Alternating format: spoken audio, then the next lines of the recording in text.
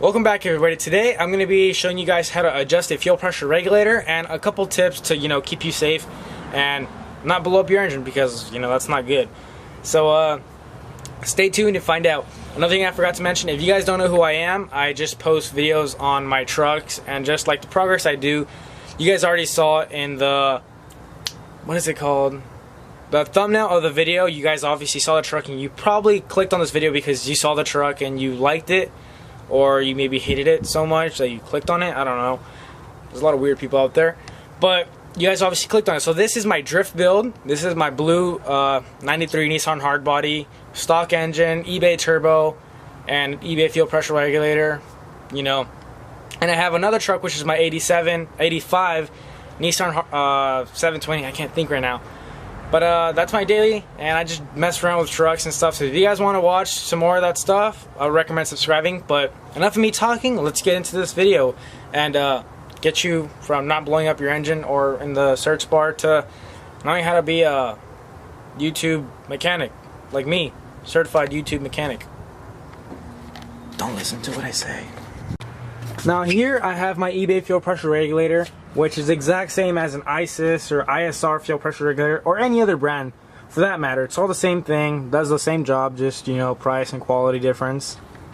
You get a good focus on that. But to adjust it, I'm going to quickly go over that. To adjust the fuel pressure, to make it increase, you turn it right, so that increases the fuel pressure. To decrease it, you turn left. So pretty much inside, let's say there's a little cylinder. So when you tighten this is actually after the fuel rail. Just in case you guys didn't know, this is after the fuel rail. So the fuel goes in from the gas tank into the fuel rail, and then goes out through that little blue thing you see, that little anodized blue thing, goes into this. So what this does is it closes when you increase the fuel pressure. So this closes when you tighten it, meaning all the fuel that comes into your fuel rail, when it wants to go back, it can't go back into the tank because it closes. So the more you close this, the higher the fuel pressure is, and meaning the more fuel that's going into your engine being burnt, which will give you a richer fuel mixture. Now to decrease the fuel pressure, you simply just turn it left and loosen it up. So obviously more fuel can leave the fuel rail and go back into the tank and kind of recycle itself, meaning you'll get a little bit more of a leaner fuel mixture. Now this is actually pretty dangerous if you don't have an AFR gauge, an AFR sensor, or oxygen sensor. I forget what it's called, but it is pretty dangerous because you could actually lean out your engine and melt your pistons, and we all know that melting pistons is not fun. Do I have an AFR gauge? No, I don't.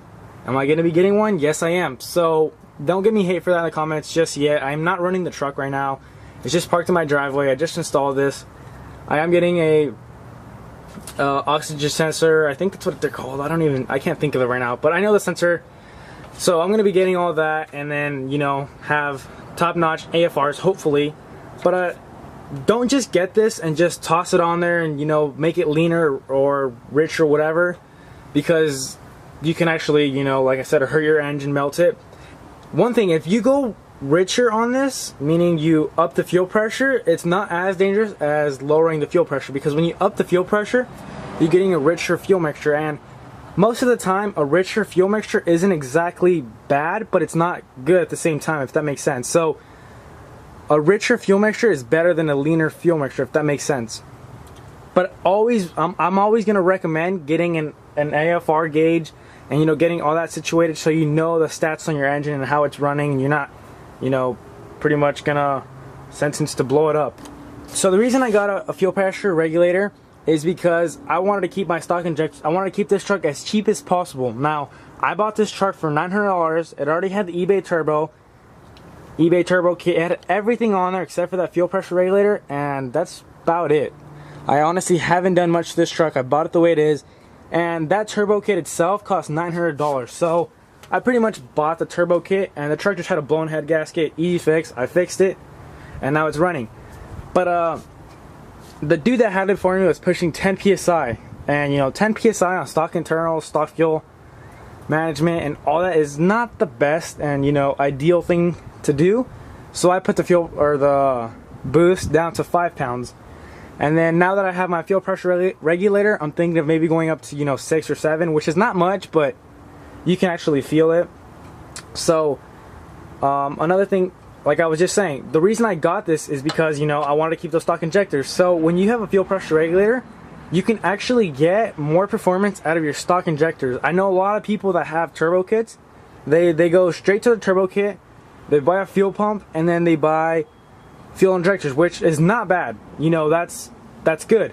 But a lot of times, the fuel pump is really recommended. This truck came with an 06 fuel pump from a 5.0, which is, you know, obviously pumping a lot more fuel. So I technically have a fuel pump, aftermarket fuel pump, which is, you know, helping me on that part. I would recommend getting a fuel pump and a fuel pressure regulator, and you're all set, because like I said, Nissan would never, or not Nissan, just any brand in general that has fuel injectors, they would never, I don't know how to explain this, but they would never give you an injector that can only pump one, how do you say this, one spray per second.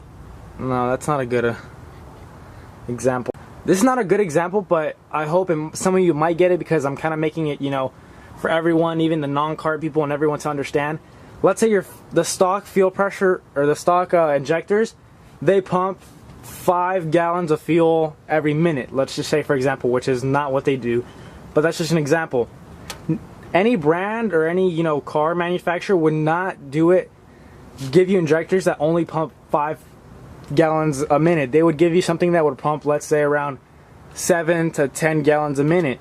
They just minimize it down, so if you wanted to, you could, you know, obviously do some adjustment with it, because that would just be retarded if they just gave you 5 gallon per minute injectors and then you can't do anything about it, which they would never do. So you can always get a lot more performance out of your stock injectors, which a lot of people don't believe, but you actually can. Just get yourself a fuel pressure regulator, fuel pump, and that's all you need.